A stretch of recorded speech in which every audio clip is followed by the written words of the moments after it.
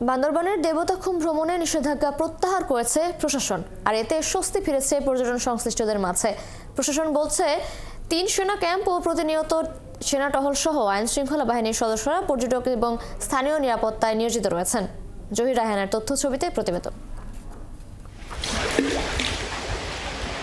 বান্দরবান জেলার অন্যতম দর্শনীয় স্থান রোয়াংছড়ি উপজেলার দেবতাখুম। কিন্তু বান্দরবানের নতুন সশস্ত্র সংগঠন কুকিচিন ন্যাশনাল ফ্রন্টের তৎপরতা বেড়ে যাওয়ায় ২ বছরের বেশি সময় ধরে এই স্থানে পর্যটক ভ্রমণে নিষেধাজ্ঞা আরোপ করে প্রশাসন। এতে কর্মহীন হয়ে পড়ে ট্যুরিস্ট গাইড, পরিবহন শ্রমিক সহ ক্ষুদ্র জুমিয়া ব্যবসায়ীরা। কিন্তু ১১ ফেব্রুয়ারি থেকে সেনাবাহিনীর সহযোগিতায় এই ভ্রমণ নিষেধাজ্ঞা প্রত্যাহার করে নিয়েছে জেলা প্রশাসন। এতে খুশি পর্যটন সংশ্লিষ্টরা। ট্যুরিস্ট গাইড, গাড়ির মালিক এবং হোটেল বিভিন্ন জায়গায় বিভিন্ন পর্যটক না আসার কারণে ক্ষতির সম্মুখীন হয়েছে।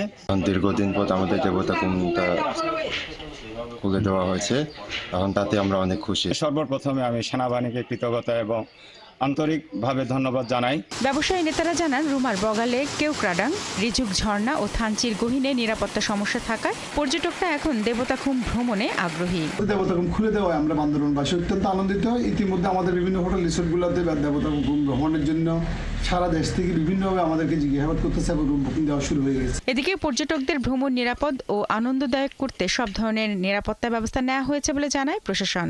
বান্দরবান পর্যটন শিল্প খোলার পরে আমরা প্রয়োজনীয় নিরাপত্তা ব্যবস্থা গ্রহণ করেছি এবং এখানে যৌথ বাহিনী আছে, তারাও নিরাপত্তা ব্যবস্থা গ্রহণ করেছে। এখানে পুলিশ, আর্মি এবং আমাদের সিভিল প্রশাসনের যে রেজিস্ট্রেশনটা এখানেই হয়ে যাচ্ছে।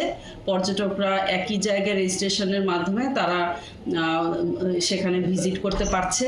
২০২৩ সালের ১৬ ডিসেম্বর কুকিচিন ন্যাশনাল ফ্রন্টের সদস্যদের কারণে নিরাপত্তাহীনতায় দেবতাখুম বন্ধ ঘোষণা করা হয়। এরপর ২০২৪ সালের ১৮ জানুয়ারি এই পর্যটন স্পটটি খোলা হলেও মাত্র একদিন পর আবারও বন্ধ ঘোষণা করে জেলা প্রশাসন। শারমিন স্বপ্না, ৭১।